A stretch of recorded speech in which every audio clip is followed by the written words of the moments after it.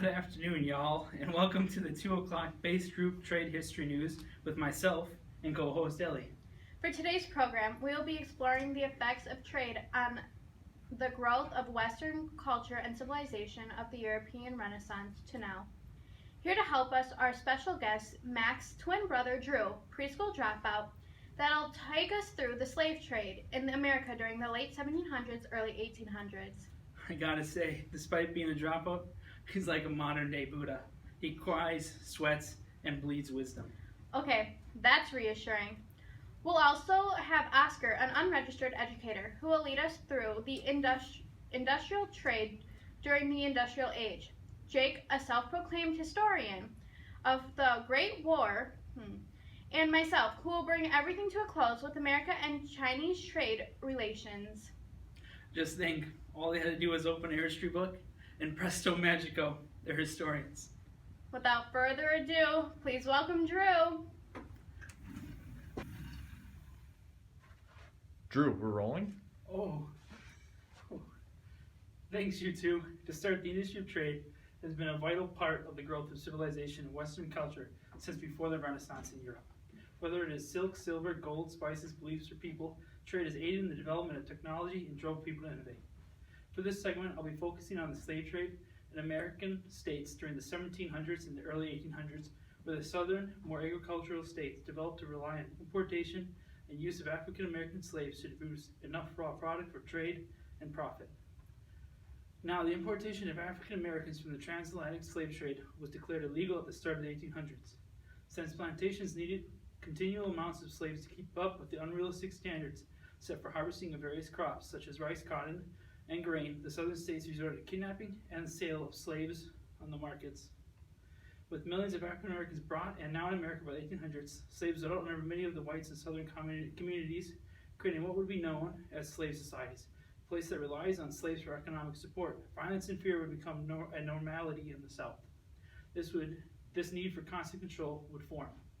Using the primary source, Solomon Northup's memoir, 12 Years a Slave, which shares the heroic events of his kidnapping and enslavement, we can begin to understand the cruel culture that rooted itself in early America to the Civil War and to the Jim Crow era into modern day. Northup's story can be used to understand the brutality of Southern slavery. Held captive, he would mark upon the fact that slave masters would either conquer or kill him. In attempts to assert power, he would be struck with wooden paddles until it shatters. Belittled with language on a plantation for working slow and defying orders, he would nearly be hung. Physical intimidation and verbal degrading would become key weapons for the white oppression of the African American people. Not only would it force slaves to work, it would be used to set examples against rebelling, and later to the Jim Crow era of violence and its acceptance by political leaders would become the roadblock for African American progress. Thank you for the time on the show. Now back to the studio.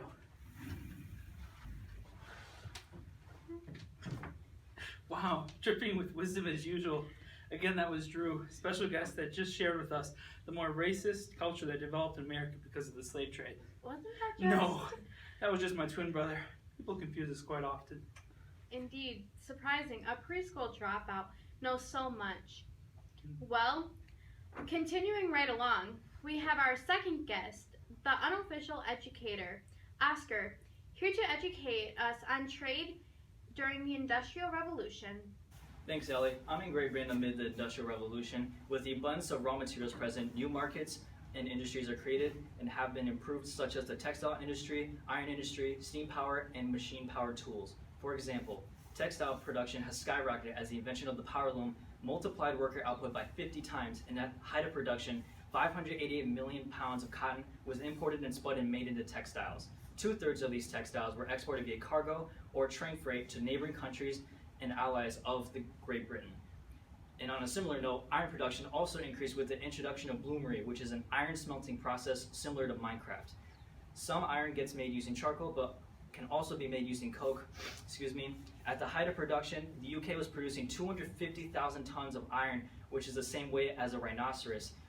These was used for tools, household products, and most importantly, railroad production. Railroads were used to expand and make more convenient trade routes to import and export goods and resources at a faster rate. Railroads did not start the Industrial Revolution, but it helped disperse concentrated populations to new areas and allow people to vary their diets with new imported foods from foreign countries. All these booms of production couldn't have been possible without the improvisation of the steam engine. These steam engines boosted the production of these machines, which helped with the production of the previously mentioned products, which helped Great Britain to be a very active trade partner. With all these factors at play, trade is at one of its most active periods of all time and expanded boundaries of societal growth and technological advances. That's all I could find off of Wikipedia. Back to you in the studio. Thank you, Oscar. Now we continue our journey through Western culture and developing trade with self-proclaimed historian Jake. What's up, YouTube? Hold up. This isn't Crash Course. Now, we understand that you opened one page of a high school textbook and gain all this knowledge. Is that true? Yeah. If colleges have this degree thing, I'd be a professor. Where do you find these people? Posh. Tell us about the manufacturing trade that was present during the war to end all wars. As stated earlier, trade has been a crucial part of culture throughout the course of history. Whether it be between individuals or nations from the Stone Age to more modern times, the exchange of goods and services has impacted cultures for an immense amount of time. In turn, the document, Looking Ahead of the World's Trade Chaos, demonstrates, explains, and gives specific examples on how the First World War traded and impacted the fighting countries' economic and cultural scales. For example, in the 100 years leading up to the publication of the document, America's foreign trade increased 25 times, along with the population increasing 13 times. To illustrate, at the beginning of the war, cotton exports fell off and gold poured into Europe. Then a reverse flood of orders came from Europe for provisions, war equipment, and gold, which summarized America's and the world's trading response in a broader context to the war. In addition, as of January 1st, 1917, France was $16 billion in debt, Russia was $12 billion, and Germany was in 13. And to add, U.S. exports to Europe alone rose from $1.5 billion in 1913 to $4 billion in 1917. After the war was over, financial markets had to deal with the dislocations created by the war. Inflation, increased government debt, reparation payments, the Russian Revolution, the creation of new countries, England's failed attempt to return to the gold standard, the stock market crash in 1929, the Great Depression, debt defaults, the concentration of gold in France and the United States, and the 100 other financial repercussions. Shown here is the stock market. It also set up America for financial success in World War II, having gone through a long war already and using the second to get the country out of depression and having trade partners / allies since the war still today. Thank you so much for an insightful look into the continued development of Western culture and innovations that came about because of the war.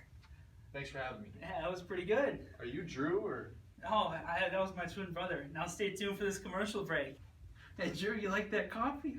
We're back from the break. Welcome back from that non-existent commercial break. I want more reliable guests. Yeah, we don't have the money for that. Oh God.